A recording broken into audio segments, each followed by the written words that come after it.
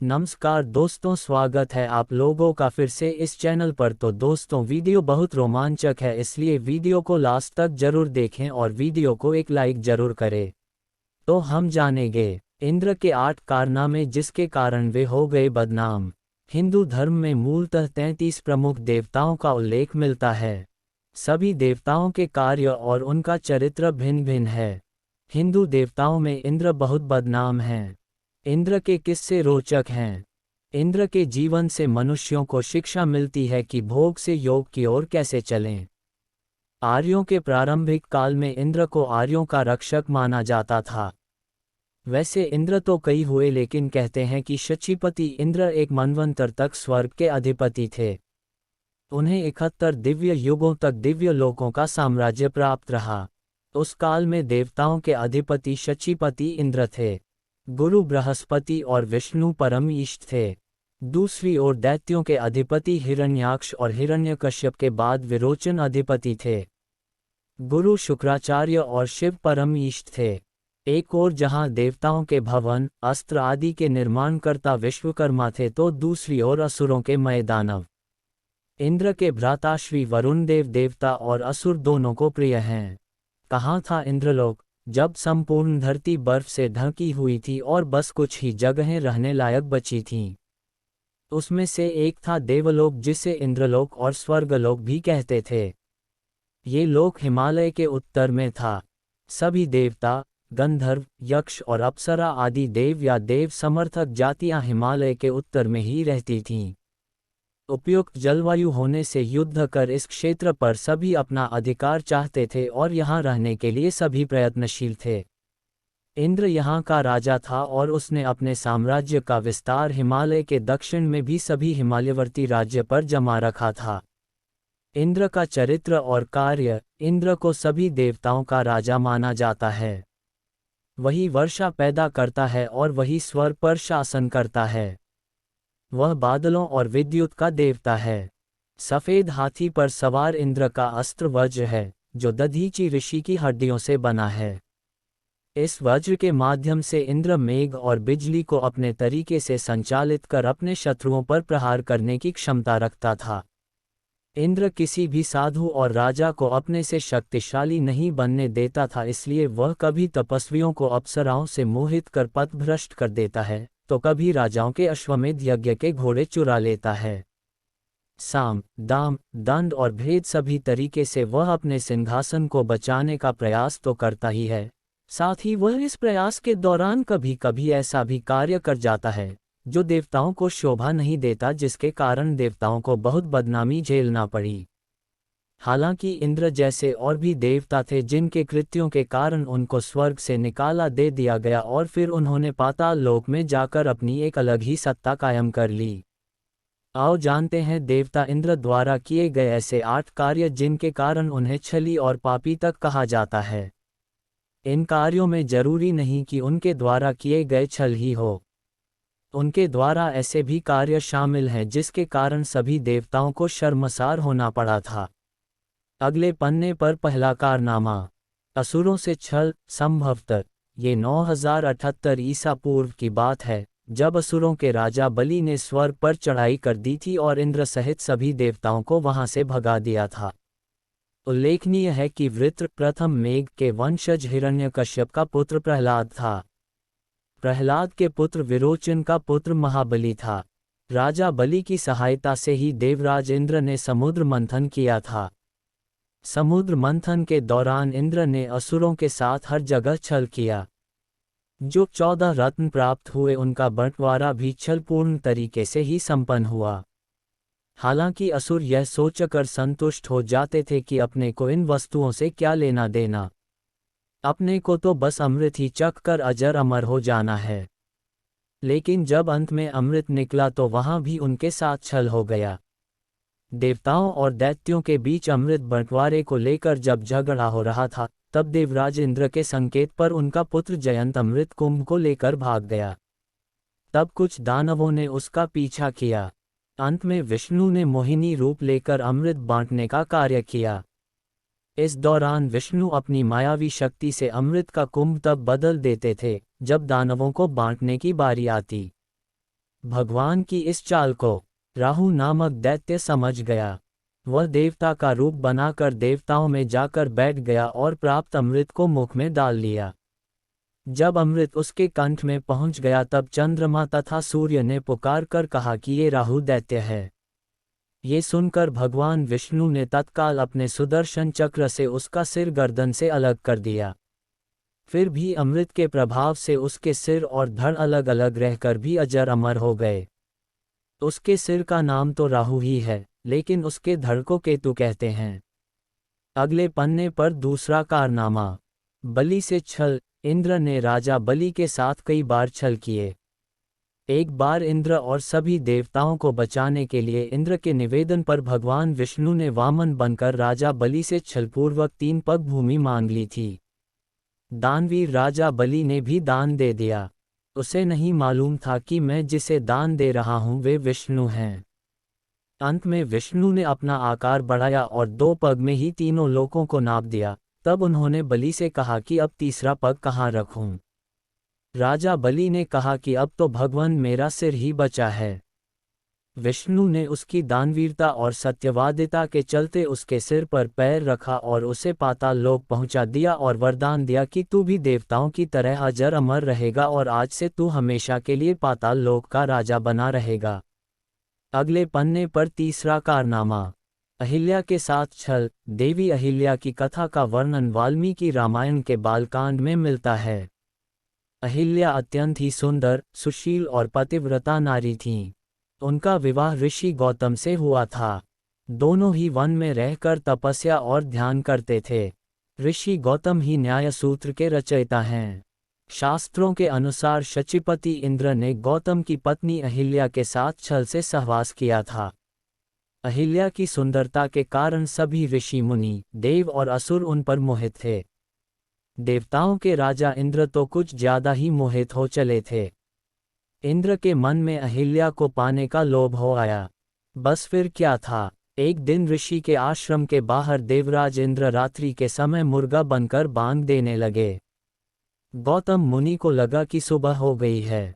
मुनि उसी समय उठकर प्रातः स्नान के लिए आश्रम से निकल गए।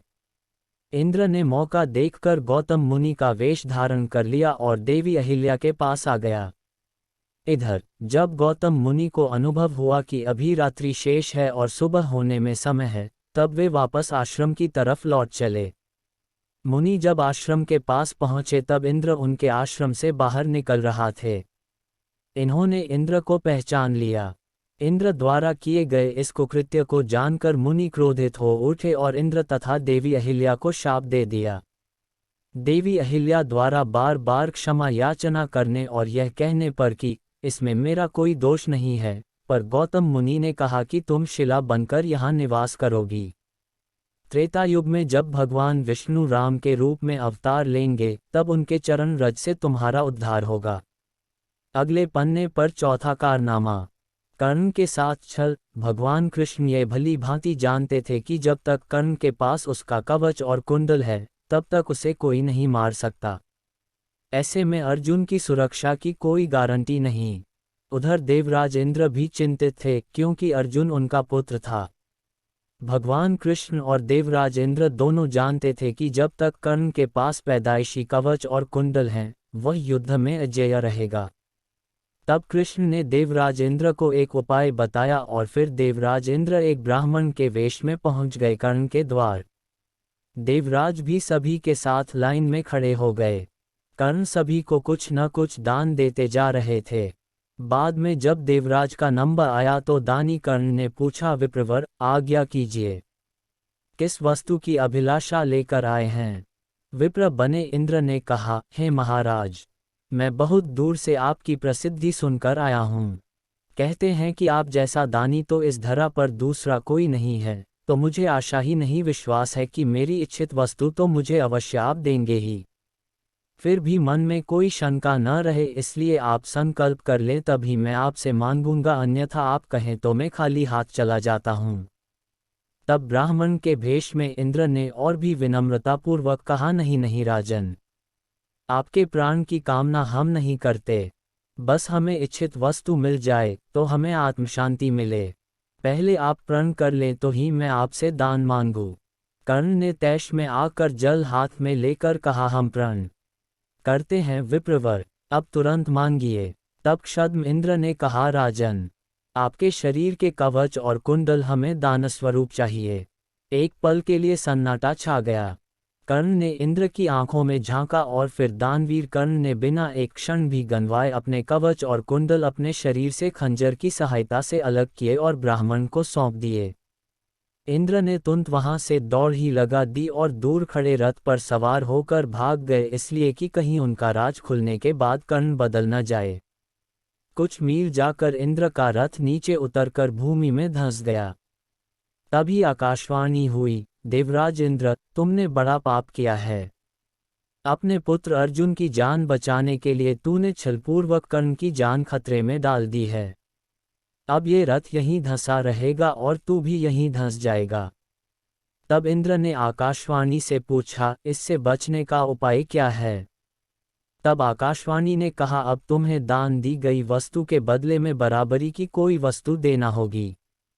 इंद्र क्या करते, उन्होंने यह मंजूर कर लिया।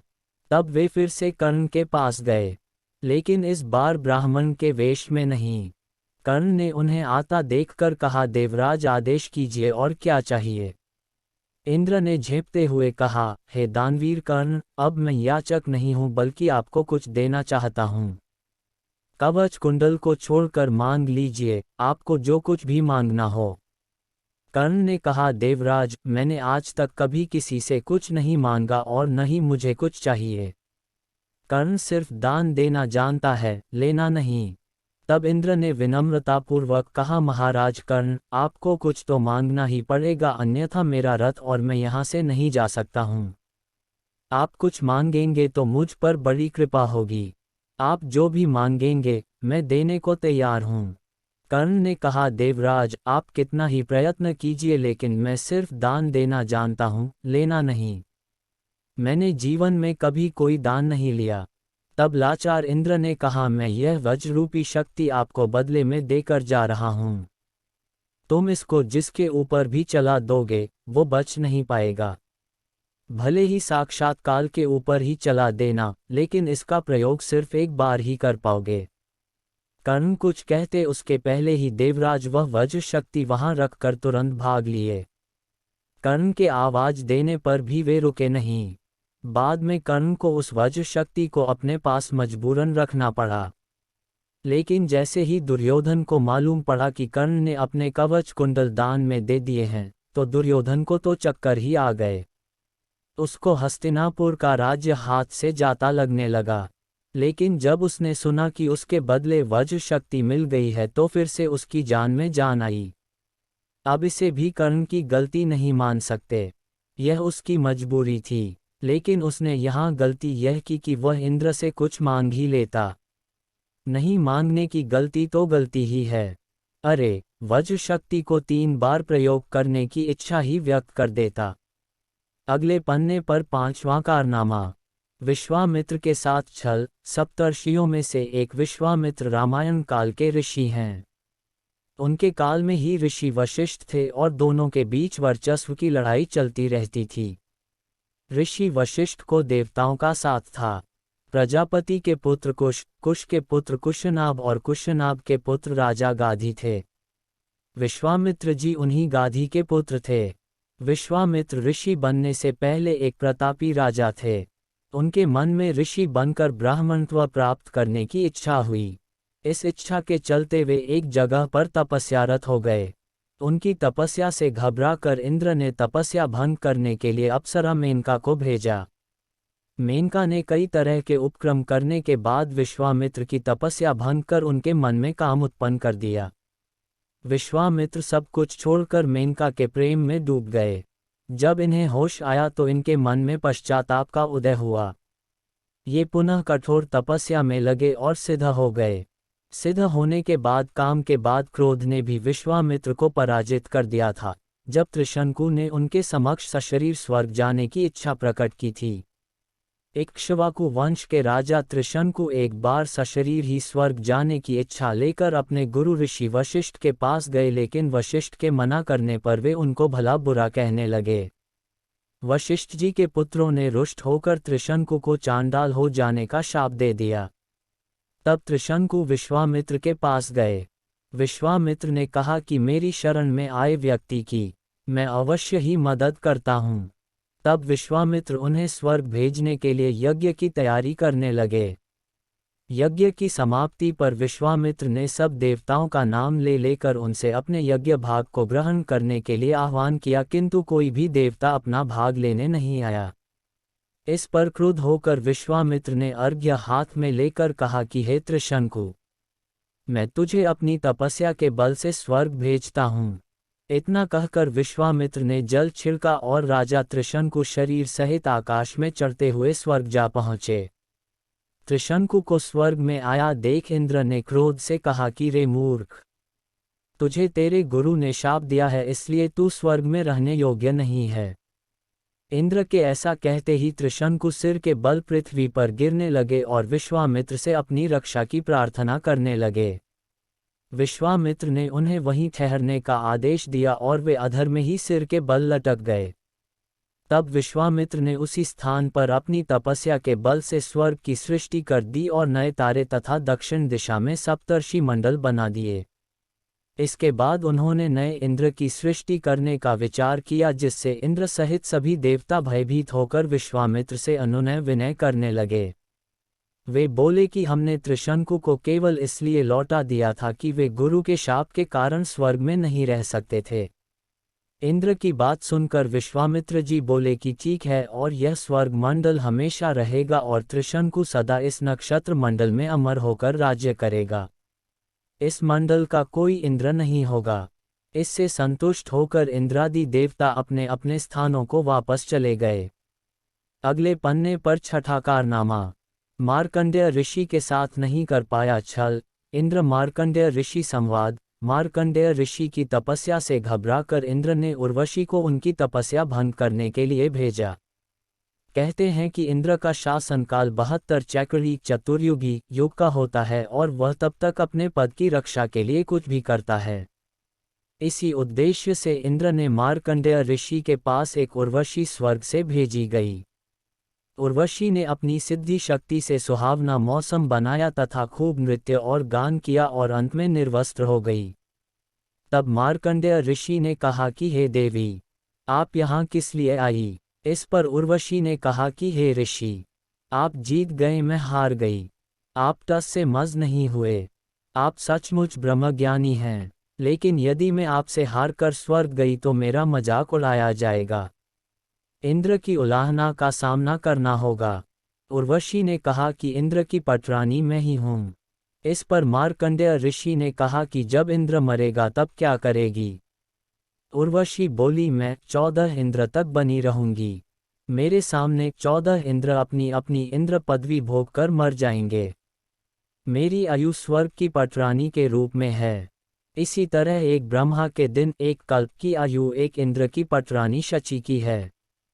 अंत में इस संवाद के बीच ही फिर इंद्र आया तथा कहने लगा कि हे ऋषि, आप जीत गए, हम हार गए। चलो आप अब इंद्र के सिंहासन पर विराजमान हो। इस पर मार्कंडेय ऋषि बोले, रे इंद्र, क्या कह रहा है? इंद्र का राज मेरे किस काम का? मैं तो ब्रह्मज्ञान की साधना कर रहा हूँ। वहाँ पर तेरे जैसे लाखों इंद्र हैं। तू भी अनन्य मन से नीचे की साधना ब्रह्मा, विष्णु, शिव तथा देवी देवताओं का त्याग करने को अनन्य मन कहते हैं। ब्रह्म की साधना कर ले। ब्रह्मलोक में साधक कल्पों तक मुक्त हो जाता है। इस पर इंद्र ने कहा कि ऋषि जी, फिर कभी देखेंगे, अभी तो मौज करने दो। यदि आप मेरे सिंहासन पर नहीं बैठना चाहते तो ठीक है, यह अच्छी बात है। आप साधना करते रहें। अब ये तो कम से कम स्पष्ट हो गया कि आप इंद्र पद के लिए साधना नहीं कर रहे हैं, तो मैं निश्चिंत हूँ। अगले पन्ने पर 7वां कारनामा। कृष्ण के साथ भी किया था युद्ध। भगवान कृष्ण के पहले इंद्रोत्सव नामक उत्तर भारत में एक बहुत बड़ा त्योहार होता था। भगवान कृष्ण ने इंद्र की पूजा बंद करवा कर गोपोत्सव, रंगपंचमी और होलिका का आयोजन करना शुरू किया। श्री कृष्ण का मानना था कि हमारे आसपास जो भी चीजें हैं उनसे हम बहुत ही प्रेम करते हैं, जैसे गायें, पेड़ गोवर्धन पर्वत। तब गोवर्धन पर्वत साल भर हरी घास, फल फूल एवं शीतल जल को प्रवाहित करता था। श्री कृष्ण के शब्दों में, ये सब हमारी जिंदगी हैं। यही लोग, यही पेड़, यही जानवर, यही पर्वत तो हैं जो हमेशा हमारे साथ हैं और हमारा पालन पोषण करते हैं। इन्हीं की वजह से हमारी जिंदगी है। ऐसे में हम किसी ऐसे देवता की पूजा क्यों करें जो हमें भय दिखाता है? मुझे किसी देवता का डर नहीं है। अगर हमें चढ़ावे और पूजा का आयोजन करना ही है तो अब हम गोपोत्सव मनाएंगे, इंद्रोत्सव नहीं। इंद्र को आया तब क्रोध। श्री कृष्ण के निवेदन पर स्वर्ग के सभी देवी और देवताओं की पूजा बंद हो गई। धूमधाम से गोवर्धन पूजा शुरू हो गई। जब इंद्र को इस बारे में पता चला तो उन्होंने प्रलयकालीन बादलों को आदेश दिया कि ऐसी वर्षा करो कि सारे ब्रजवासी डूब जाएं और मेरे पास क्षमा मांगने पर विवश हो जाएं। जब वर्षा नहीं थमी और ब्रजवासी कराहने लगे तो भगवान श्री कृष्ण ने गोवर्धन पर्वत को अपनी अंगुली पर धारण कर उसके नीचे ब्रजवासियों को बुला लिया। गोवर्धन पर्वत के नीचे आने पर ब्रजवासियों पर वर्षा और गर्जन का कोई असर नहीं हो रहा। इससे इंद्र का अभिमान चूर हो गया। बाद में श्री कृष्ण का इंद्र से युद्ध भी हुआ और इंद्र हार गए। अगले पन्ने पर 8वां छल। बाल हनुमान की तोड़ दी थी ठुड्डी। एक बार रामदूत हनुमान अपने बालपन में सूर्य को आकाशफल समझकर खाने के लिए दौड़े तो रास्ते में उनको रोकने के लिए वरुण देव और अग्निदेव ने उनको सूर्य के समीप जाने से रोका, लेकिन हनुमान जी उनको परास्त कर आगे बढ़ गए। तब एक एक करके सभी देवता उन्हें रोकने के लिए उपस्थित हुए, लेकिन वे उनका कुछ नहीं बिगाड़ पाए। इस दौरान राहु ने भी हनुमान जी को रोकने का भरपूर प्रयास किया, क्योंकि उस दिन अमावस्या थी और राहु सूर्य को ग्रसने वाला था, लेकिन उसे मुंह की खानी पड़ी। अंत में उन्होंने सूर्य को निगल ही लिया। राहु दौड़ता हुआ इंद्र के पास गया और उनसे कहा, देवराज, आपने मुझे अपनी क्षुधा शांत करने के साधन के रूप में सूर्य और चंद्र दिए थे। आज अमावस्या के दिन जब मैं सूर्य को ग्रस्त करने गया तब देखा कि दूसरा राहु सूर्य को पकड़कर निगल गया। राहु की बात सुनकर इंद्र घबरा गए और उसे साथ लेकर सूर्य की ओर चल पड़े। राहु को देखकर हनुमान जी सूर्य को छोड़ राहु पर झपटे। राहु ने इंद्र को रक्षा के लिए पुकारा तो उन्होंने हनुमान जी पर अपने वज्र से प्रहार कर दिया, जिससे वे एक पर्वत पर गिरे और उनकी बाईं ठुड्डी टूट गई। हनुमान जी की ये दशा देखकर पवन देव को क्रोध आ गया और उन्होंने संसार की वायु गति रोक दी। इससे संसार के सभी प्राणी सांस न ले सके और एक एक कर सभी मरने लगे। राहु दौड़ता हुआ इंद्र के पास गया और उनसे कहा, देवराज, आपने मुझे अपनी क्षुधा शांत करने के साधन के रूप में सूर्य और चंद्र दिए थे। आज अमावस्या के दिन जब मैं सूर्य को ग्रस्त करने गया तब देखा कि दूसरा राहु सूर्य को पकड़कर निगल गया। राहु की बात सुनकर इंद्र घबरा गए और उसे साथ लेकर सूर्य की ओर चल पड़े। राहु को देखकर हनुमान जी सूर्य को छोड़ राहु पर झपटे। राहु ने इंद्र को रक्षा के लिए पुकारा तो उन्होंने हनुमान जी पर अपने वज्र से प्रहार कर दिया, जिससे वे एक पर्वत पर गिरे और उनकी बाईं ठुड्डी टूट गई। हनुमान जी की ये दशा देखकर पवन देव को क्रोध आ गया और उन्होंने संसार की वायु गति रोक दी। इससे संसार के सभी प्राणी सांस न ले सके और एक एक कर सभी मरने लगे। उस काल में देवताओं के अधिपति शचीपति इंद्र थे। गुरु बृहस्पति और विष्णु परम इष्ट थे। दूसरी ओर दैत्यों के अधिपति हिरण्याक्ष और हिरण्यकश्यप के बाद विरोचन अधिपति थे। गुरु शुक्राचार्य और शिव परम इष्ट थे। एक ओर जहां देवताओं के भवन, अस्त्र आदि के निर्माणकर्ता विश्वकर्मा थे तो दूसरी ओर असुरों के मय दानव। इंद्र के भ्राता श्री वरुण देव देवता और असुर दोनों को प्रिय हैं। कहाँ था इंद्रलोक, जब संपूर्ण धरती बर्फ से ढकी हुई थी और बस कुछ ही जगहें रहने लायक बची थीं। उसमें से एक था देवलोक, जिसे इंद्रलोक और स्वर्गलोक भी कहते थे। ये लोक हिमालय के उत्तर में था। सभी देवता, गंधर्व, यक्ष और अप्सरा आदि देव या देव समर्थक जातियां हिमालय के उत्तर में ही रहती थीं। उपयुक्त जलवायु होने से युद्ध कर इस क्षेत्र पर सभी अपना अधिकार चाहते थे और यहाँ रहने के लिए सभी प्रयत्नशील थे। इंद्र यहाँ का राजा था और उसने अपने साम्राज्य का विस्तार हिमालय के दक्षिण में भी सभी हिमालयवर्ती राज्य पर जमा रखा था। इंद्र का चरित्र और कार्य, इंद्र को सभी देवताओं का राजा माना जाता है। वही वर्षा पैदा करता है और वही स्वर्ग पर शासन करता है। वह बादलों और विद्युत का देवता है। सफ़ेद हाथी पर सवार इंद्र का अस्त्र वज्र है, जो दधीचि ऋषि की हड्डियों से बना है। इस वज्र के माध्यम से इंद्र मेघ और बिजली को अपने तरीके से संचालित कर अपने शत्रुओं पर प्रहार करने की क्षमता रखता था। इंद्र किसी भी साधु और राजा को अपने से शक्तिशाली नहीं बनने देता था, इसलिए वह कभी तपस्वियों को अप्सराओं से मोहित कर पथभ्रष्ट कर देता है, तो कभी राजाओं के अश्वमेध यज्ञ के घोड़े चुरा लेता है। साम, दाम, दंड और भेद सभी तरीके से वह अपने सिंहासन को बचाने का प्रयास तो करता ही है, साथ ही वह इस प्रयास के दौरान कभी कभी ऐसा भी कार्य कर जाता है जो देवताओं को शोभा नहीं देता, जिसके कारण देवताओं को बहुत बदनामी झेलना पड़ी। हालांकि इंद्र जैसे और भी देवता थे जिनके कृत्यों के कारण उनको स्वर्ग से निकाला दे दिया गया और फिर उन्होंने पाताल लोक में जाकर अपनी एक अलग ही सत्ता कायम कर ली। तो दोस्तों, आज के इस वीडियो में इतना ही। मिलते हैं एक और नई वीडियो के साथ, तब तक अपना ख्याल रखें। धन्यवाद।